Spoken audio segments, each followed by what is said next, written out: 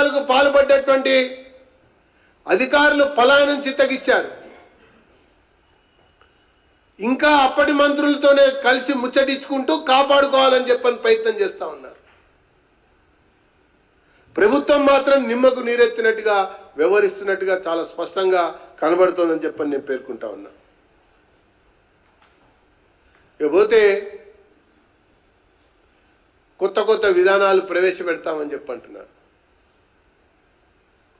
ఎంఎస్ఎంఈలకు సంబంధించి ఒక సమగ్రమైనటువంటి ఒక విధానాన్ని రూపొందించబోతున్నామని చెప్పని పేర్కొంటా ఉన్నారు. ఈ రాష్ట్రంలో ఉన్నటువంటి కొన్ని వేల ఎంఎస్ఎంఈలకి చెల్లించవలసినటువంటి కోట్ల రూపాయల బకాయిలనే ఈ ప్రభుత్వం ఇంతవరకు చెల్లించకుండా ఇంకా కొత్త విధానం ఏంది ప్రవేశపెట్టేది? ఫస్ట్ ఆ ఎంఎస్ఎంఈల యొక్క బకాయిలు చెల్లించాలి, సబ్సిడీలు చెల్లించాలి, ప్రోత్సాహాలు చెల్లించాలి. చెల్లించిన తర్వాత సమగ్రమైనటువంటి ఒక అభిప్రాయానికి వచ్చి అప్పుడు ఒక విధానాన్ని రూపొందించుకుంటే బాగుంటుందని చెప్పని నేను పేర్కొంటా ఉన్నా. గతంలో కూడా ముఖ్యమంత్రి కేసీఆర్ గారు ప్రతి నియోజకవర్గానికి గురుకుల పాఠశాలలు అని చెప్పారు. బీసీ, ఎస్సీ, ఎస్టీ, మైనారిటీ అని చెప్పారు. 15లోనే చెప్పారు, 2015లోనే ఆ రకంగా కొన్ని ప్రారంభించారు. కొన్ని చోట్ల భూములు కేటాయించారు, కొన్ని చోట్ల భవనాలు నిర్మించడానికి ముందుకొచ్చారు. ఓవరాల్గా ఒక ప్రణాళిక అని చెప్పని ప్రభుత్వం చాలా గొప్పగా చెప్పుకుంటూ వచ్చింది. అది ఎక్కడ వేసిన గొంగలుగానే ఈ 10 ఏళ్ల కాలంలో అట్లనే మిగిలి ఉంది.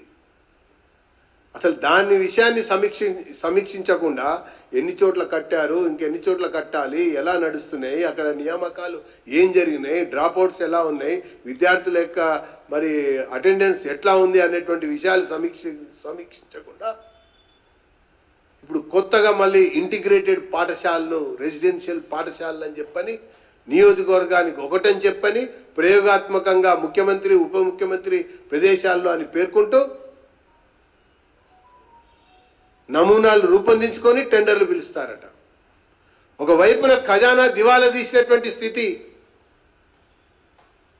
మరొక వైపున కొత్తగా కార్పొరేషన్ల ఏర్పాట్లు పేరిట